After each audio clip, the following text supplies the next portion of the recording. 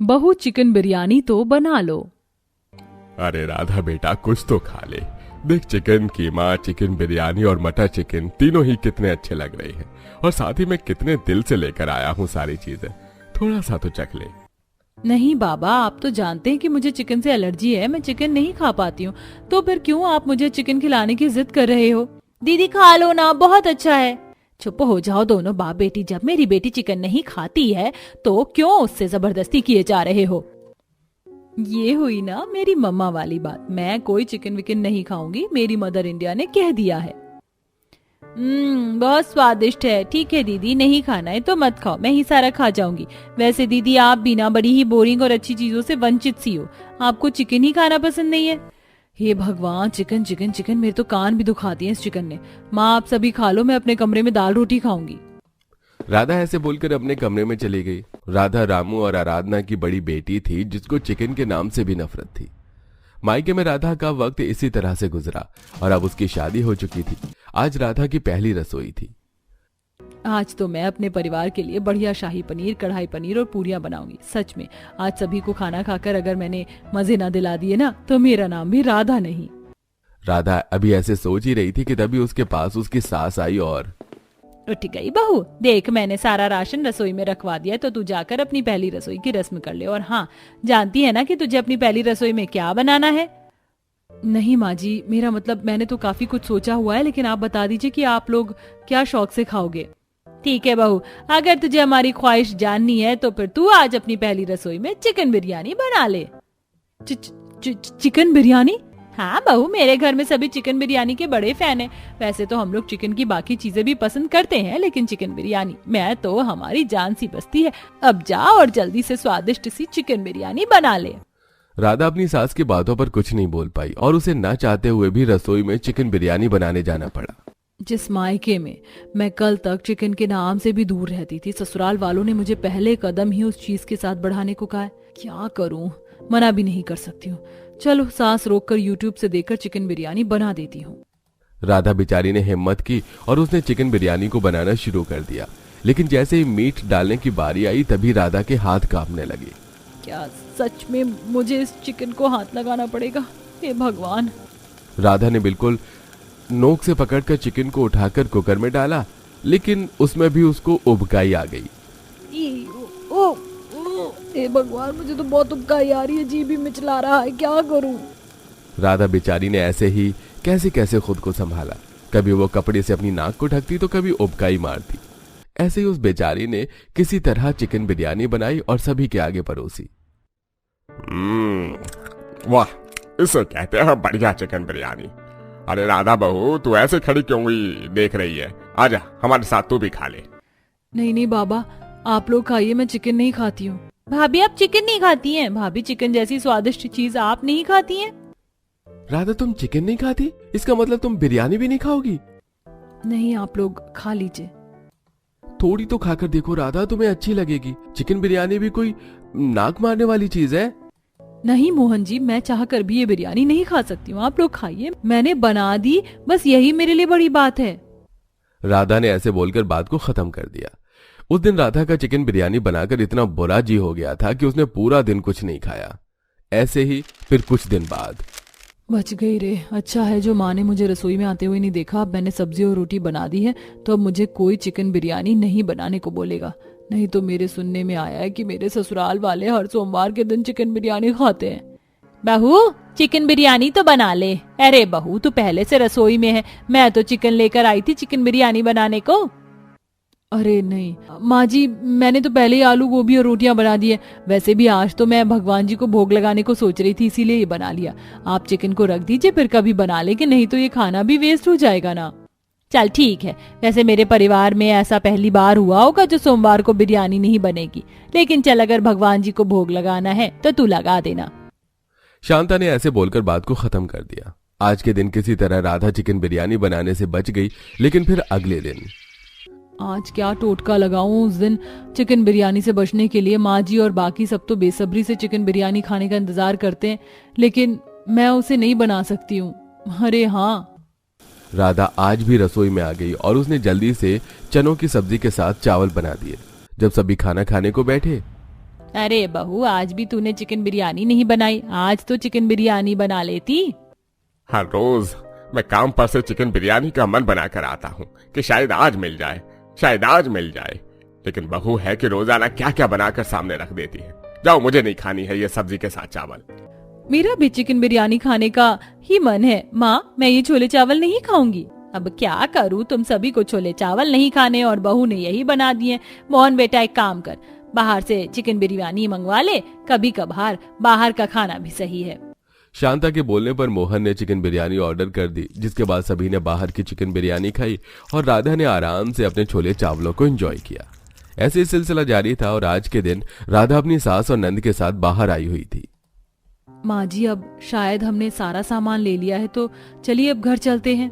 नहीं भाभी, अभी नहीं, अभी एक जगह जाना बाकी है।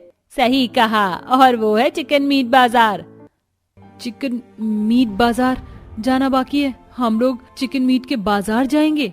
हाँ बहू, ज्यादा वक्त नहीं लगेगा, चलो चलते हैं, फिर मीट लेकर वहाँ से घर चलेंगे। शांता ऐसे बोलकर आगे बढ़ गई। राधा अपने परिवार वालों से मना नहीं कर पाई और वो भी उनके साथ चिकन मीट के बाजार आ गई, लेकिन वहां आते ही राधा को चक्कर आना शुरू हो गया। हे भगवान, सांस ना लेने की वजह से मेरा तो दम घुट रहा है, और सांस लूं तो उल्टी आ जाएगी। अब मैं क्या करूं? क्या हुआ बहू, तबीयत सही नहीं है? माँ जी, जल्दी से वो लीजिए जो कुछ भी लेना है, मैं ज्यादा देर यहाँ खड़ी नहीं रह सकती हूँ। राधा बेचारी ने कैसे कैसे खुद को काबू किया, लेकिन फिर भी उसे चक्कर आ ही गया। राधा चक्कर खाकर गिर गई, जिसके बाद शांता और रोशनी ने उसे किसी तरह संभाला और जब राधा की आंख खुली, मैं कहाँ हूँ? शुक्र है जो तुझे होश आ गया बहू, तू अपने कमरे में है। वहाँ की बदबू वगैरह से शायद तुझे चक्कर आ गया था। तू बैठ, मैं तेरे लिए पानी लाती हूँ। शांता ने राधा को पानी लाकर दिया, जिसके बाद राधा कुछ नॉर्मल सी हुई। ऐसे ही सिलसिला जारी था। ऐसे ही एक दिन, क्या कर रही हो? देखो मैं तुम्हारे लिए क्या लाया हूं। ये कैसी है? खा लो, चिकन की नहीं है। पक्का? हाँ हाँ पक्का। राधा ने मोहन के बोलने से बिरयानी खा ली। जब वो उसे खाकर निपट गई, तब मोहन जोर जोर से हंसने लगा और बोला, खिला दी ना मैंने तुम्हें भी चिकन बिरयानी। देखा, तुम बेवजह चिकन बिरयानी से नाक मुंह सुकोड़ती थी, कितनी तो अच्छी होती है, वरना ये चिकन बिरयानी थी। मोहन के सच बताते ही राधा वॉशरूम में भागी, जहां जाकर उसने 1 मिनट की गैप से कई उल्टियां की। क्या हो गया राधा? मैं तो बस करो मोहन जी। राधा की तबीयत खराब हो गई थी। उसने एक ही दिन में थोड़ी थोड़ी देर में कई उल्टियां की। फिर इस सब के बाद वो बिस्तर पर पड़ गई। उसकी आंखों के नीचे काले घेरे हो गए थे, जिससे सभी घर वाले चिंता में आ गए और शांता ने डॉक्टर को बुला लिया। डॉक्टर साहब, जब से मेरी बहू ने चिकन बिरयानी खाई है, उसकी ये हालत हो गई है। कहीं कमबख्त उस मुर्गे को बर्ड फ्लू तो नहीं था जो मेरी बहू को लग गया? देखिए, इनकी ये हालत कुछ खाने से नहीं बल्कि दिमागी तनाव से हुई है। कुछ तो बात ऐसी हुई है जो इनके दिल दिमाग के खिलाफ थी और इसी से नहीं ये सब हुआ है। अब ये तो आप लोग ही पता कीजिए कि वो क्या बात होगी, लेकिन हाँ, आगे से इन्हें स्ट्रेस न देना। अच्छा, मैं चलता हूँ। डॉक्टर ऐसे बोलकर चला गया। डॉक्टर के जाने के बाद सभी घर वाले मोहन को घूरने लगे। अब सभी को अंदाजा हो गया था कि राधा खुद के साथ कितना कॉम्प्रोमाइज कर रही थी। इसीलिए आज से ही राधा का चिकन की चीजें बनाना घर में बंद कर दिया गया। अब चिकन की चीजें शांता और रोशनी मिलकर बनाती थी और ऐसे सभी खुशी खुशी रहते थे। प्लीज मान जाइए ना माँ जी, मुझे जो मेरे मायके से चूल्हा मिला है वो एकदम मॉडर्न जमाने का है, मेरे सपनों का चूल्हा है वो। हाँ प्लीज, मुझे मेरे ही चूल्हे पर पहली रसोई की रस्म करने दो ना। देख बहू, मैं समझ रही हूँ कि तू क्या बोल रही है, लेकिन मेरी बच्ची, तू मेरी बात को समझ। अभी हमारी रसोई में जो चूल्हा है वो भी ज्यादा पुराना नहीं है। अगर हमने तेरी जेठानी के चूल्हे को हटाया तो उसे बुरा लगेगा। मान जाओ ना माँ जी। क्या बातें हो रही हैं? अरे देवी, तुम अभी तक अपनी पहली रसोई बनाने नहीं गई? नहीं भाभी। लेकिन क्यों? भाभी, मेरा मन है कि मैं अपने मायके से लाए हुए चूल्हे पर खाना बनाऊं, लेकिन माँ जी है कि मान ही नहीं रही हैं। तो तुम्हें अपने ही चूल्हे पर क्यों खाना बनाना है? मेरे चूल्हे पर ही बना लो, वो बस 2 साल पुराना ही तो है। और वैसे भी मेरा चूल्हा एकदम बढ़िया काम करता है, तो उसे हटाने के बारे में सोचना भी मत। मैं तो हटाऊंगी, आपका चूल्हा हटाऊंगी और अपना लगाऊंगी। आज जो भी हो, मेरे चूल्हे पर ही मेरी पहली रसोई की रस्म होगी। देवी ऐसे ही जिद करने लगी जिसकी वजह से सोनाली और आस्था दोनों ही एक दूसरे के मुंह को तकने लगी। देवी आस्था की नई और छोटी बहू थी। आस्था की एक बहू और थी, सोनाली, जिसकी अभी 2 साल पहले शादी हुई थी। देवी नई नवेली बहू थी और आज उसकी पहली रसोई होनी थी। सभी को उसकी रस्म करवानी थी, जिसकी वजह से आस्था ने हार मान ली। और सोनाली बहू, ये देवी तो लगता है कि बड़ी ही जिद्दी है, तू ही अपनी हार मान ले। वैसे भी तेरे चूल्हे ने 2 साल हमारा बड़ा साथ दिया, अब देवी को अपना चूल्हा निकालने दे। ठीक है माँ जी, आप कह रही हैं तो मैं मान जाती हूँ। सोनाली ऐसा करना चाहती तो नहीं थी, लेकिन अपनी सास के हुक्म और देवी की जिद की वजह से उसे ऐसा करना पड़ा। उसने अपना चूल्हा रसोई से हटा दिया और देवी ने अपना मॉडर्न चूल्हा रसोई में रखवा दिया। ये लो, हो गया, अब तुम खाना बनाओ और सभी का पेट भरवाओ। जी, अरे वाह, अब मैं अपने चूल्हे पर खाना बनाकर सभी को इम्प्रेस करूंगी। देवी ने ऐसे बोलकर लाइटर उठाया और जैसे ही उसने लाइटर से गैस चूल्हे को जलाने की कोशिश की, अरे नहीं, ये क्या, ये चूल्हा तो जल ही नहीं रहा है। अब क्या करूं? लगता है कि दहेज को लाते वक्त ये दब गया होगा, या हो भी सकता है कि किसी के हाथ से ये गिर गया हो। अब तो इस पर खाना नहीं बन पाएगा। देवी चूल्हे के ना जल पाने की वजह से परेशान हो गई और वो सर पकड़कर रसोई में खड़ी हो गई। कुछ देर बाद आस्था रसोई में आई और, क्या बात है बहू, यूं सर पकड़े क्यों खड़ी हुई है?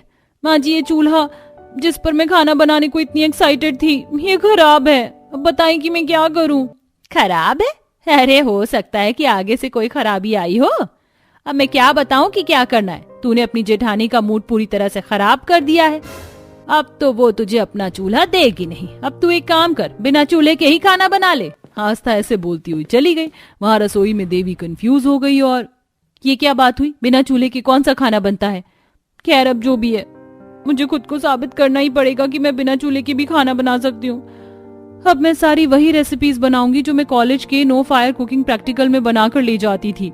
देवी ऐसे बोलकर काम पर लग गई। उसने सबसे पहले मीठे से शुरुआत की। मैं बनाऊंगी मिल्क पाउडर से बर्फी। सबसे पहले मिल्क पाउडर लो, उसमें थोड़ा थोड़ा दूध डालो और उसका डो बना लो। वाह, बन गई मेरी मावा बर्फी। अब जब तक ये सेट होती है, मैं सभी के लिए सैंडविच और साथ में सैलेड बना देती हूँ। देवी ने ऐसे ही बिना चूल्हे के अपनी पहली रसोई बनाई। ये एक नई बहू की सबसे अनोखी पहली रसोई थी जिसमें चूल्हा ही नहीं था। कुछ ही देर में उसका सब सामान बनकर तैयार हो गया और फिर, माँ जी, जेठानी जी, बाबा, राम जी और सुमित जी, सभी आ जाइए, खाना तैयार है। देवी के बुलाने पर सभी टेबल पर आ गए। जहाँ, ये क्या देवी, तुमने अपने मॉडर्न चूल्हे की मदद से ये सब कुछ बनाकर लाई हो? देखिए जी, मेरा चूल्हा एंड वक्त पर चलना बंद हो गया, जिसकी वजह से मुझे यही सब बनाना पड़ा। तुम्हारे चूल्हे ने तो तुम्हारा साथ छोड़ दिया। अरे नहीं, मैंने तो पहले ही कहा था कि मेरे चूल्हे पर खाना बना लो, लेकिन तुम्हें मंजूर ही नहीं था। अब देखो, अगर तुम कहोगी भी ना कि मैं तुम्हें मेरा चूल्हा इस्तेमाल करने दूं, मैं तब भी नहीं करने दूंगी। ठीक है, वैसे मैं अपने परिवार का पेट भरवाने के लिए किसी चूल्हे की मोहताज नहीं हूँ। मैं बिना चूल्हे के भी खाना बना सकती हूँ। ठीक है, तो फिर बनाओ तुम इसी तरह बिना चूल्हे के खाना। सोनाली की बातें सुनकर देवी मन ही मन चिढ़ने लगी, लेकिन कुछ बोली नहीं। ऐसे ही अगले दिन, वाह, मेरे चूल्हे की तो बात ही अलग है। घंटों का काम मिनटों में हो जाता है। मैंने कितनी जल्दी सभी के लिए कढ़ी चावल भी बना दिए। सोनाली ऐसे बोलकर बाहर आई और उसने सभी को खाना खाने के लिए बोला। जब सभी बैठकर खाना खा रहे थे तब, देवी, आज तुम बिना चूल्हे के क्या बनाने वाली हो? मेरा मतलब तुम्हारा चूल्हा तो खराब है, तो अब तुम शाम में सभी को क्या खिलाओगी? मैंने सोचा हुआ है कि मैं क्या खिलाऊंगी, तो आप ज्यादा टेंशन मत लीजिए। देवी की बात सुनकर सोनाली मंद मंद मुस्कुराने लगी। देखते ही देखते शाम भी हो गई और अब देवी के खाना खाने का वक्त था। उस दिन चूल्हे की जिद पकड़कर मैंने अपने ही पांव पर कुल्हाड़ी मार ली। अब मुझे हर रोज बिना चूल्हे के खाना बनाना पड़ेगा। आज तो मैं सभी के लिए दही के साथ सब्जियों और फलों का सैलेड बना दूंगी। मेरे बस की नहीं है बिना चूल्हा जलाए नए नए कोतक करने की। देवी बेचारी ने आज भी सभी के लिए कच्ची कच्ची सब्जियां काट दी और उन्हें दही के साथ सर्व किया। साथ ही उसने फलों की भी चाट बना दी थी। अब लगभग 1 हफ्ते से इसी तरह से सिलसिला जारी था। हर रोज घर की छोटी बहू बिना चूल्हे के खाना बनाती। ऐसे ही आज के दिन 1 हफ्ता गुजर गया है मुझे इसी तरह से बिना चूल्हे के खाना बनाते बनाते। अब मेरी समझ में नहीं आ रहा है कि मैं क्या खाना बनाऊं। चल देवी, अब अपनी ईगो को एक साइड कर दे। अब तुझे अपनी जेठानी से बात करनी ही पड़ेगी शायद। देवी ऐसे बोलते हुए सोनाली के पास आ गई और, अच्छा, तो तुम्हें आखिर चूल्हे की याद आ ही गई। खैर देवी, मैं तुम्हें बता दूं कि मैं तुम्हें अपना चूल्हा इस्तेमाल करने को नहीं दूंगी। तुमने जो अपनी पहली रसोई वाले दिन किया था उसे मैं अभी तक नहीं भूल पाई हूँ, इसलिए मैं तुम्हें अपना चूल्हा नहीं दूंगी। जाओ बिना चूल्हे के ही खाना बनाओ। सोनाली ने देवी को चूल्हा देने से साफ साफ इनकार कर दिया। ये सुनने के बाद देवी को गुस्सा तो बहुत आया, लेकिन वो सोनाली से कुछ भी नहीं बोली। और मेरा क्या है, मैं तो बना दूंगी वही सैंडविच सभी के लिए। इन्हें क्या लगता है कि मैं इनके चूल्हे की मोहताज हूँ? अब बताऊंगी मैं इन्हें कि मैं क्या हूँ। लेकिन मैं हमेशा तो बिना चूल्हे के नहीं रह सकती हूँ, अब मुझे नए चूल्हे का इंतजाम भी करना पड़ेगा। देवी ऐसे ही बोलती हुई बिना चूल्हे के खाना बनाने लगी। उसके किचन में माइक्रोवेव था, जिसकी मदद से उसने खाना बनाया और सभी को खिलाया। ऐसे ही बिना चूल्हे के खाना बनाने का सिलसिला लगभग 1 हफ्ते तक और चलता रहा। इस 1 हफ्ते में देवी ने पैसे बचाए और वो उन पैसों से फिर अपना चूल्हा लेकर आई। वाह, आ गया मेरा नया चूल्हा। अब आज इस चूल्हे पर खाना बनाकर मैं सभी को खिलाऊंगी। देवी ने कई हफ्तों बाद चूल्हे का इस्तेमाल किया और उसने चूल्हे पर तरह तरह का खाना बनाया। वहीं दूसरी तरफ अब सोनाली अपने चूल्हे पर खाना बनाने आई तब अरे जल भी जा, ये क्या, मेरे चूल्हे से चिंगारी क्यों नहीं छूट रही है? लाइटर खराब हो गया है क्या? सोनाली बेचारी ने काफी कोशिश की, लेकिन उसका चूल्हा नहीं जल पाया। अरे नहीं, इस चूल्हे को क्या हो गया? पता चल गया था कि नया चूल्हा आ चुका है, जो ये खराब हो गया। अब क्या करूं? देवी का चूल्हा मैं इस्तेमाल नहीं करूंगी, और हाँ, मैं भी देवी की तरह ही बिना चूल्हे का खाना बना लेती हूँ। सोनाली बिना चूल्हे पर बनने वाला खाना बनाने को सोचने लगी, लेकिन जैसे ही उसने सलाद बनाने की सब्जियां देखी तो उसके फ्रिज में कुछ नहीं था। वहीं जब उसने ब्रेड वगैरह चेक किए तो वो भी खत्म हो गई थी, और जिसकी वजह से सोनाली बोली, धत तेरी, तो किस्मत ही खराब है शायद मेरी। कुछ नहीं मिला आज रसोई में, अब क्या करूं? देवी का ही चूल्हा जला लूं क्या? और कर भी क्या सकती हूँ? सोनाली डरती सी देवी के पास आ गई, जहां उसने उससे उसका चूल्हा जलाने की इजाजत ली। और चूल्हा जलाना है आपको? ठीक है, जला लीजिए। क्या सच में जला लूं? हाँ हाँ, जला लीजिए। मैं कह तो रही हूँ भाभी, मैं समझ गई हूँ कि घर वालों से भेदभाव या कलेश करने से कुछ नहीं मिलता सिवाय पछतावे के, इसीलिए मुझे माफ कर देना, मैंने आपका जो चूल्हा हटवाया था उसके लिए। देवी की बात सुनकर सोनाली की आंखें भर आईं और फिर वो देवी से बोली, मुझे भी माफ कर देना देवी, मैंने तुम्हें अपना चूल्हा इस्तेमाल करने को मना कर दिया था, हमें मिलकर रहना चाहिए। सोनाली ऐसे बोलकर देवी से लिपट गई, जिसके बाद छोटी और बड़ी दोनों बहुओं के बीच का भेदभाव खत्म हो गया। अब देवी और सोनाली दोनों मिलजुल कर एक ही चूल्हे पर काम करती थी और अब सब कुछ ठीक हो चुका था।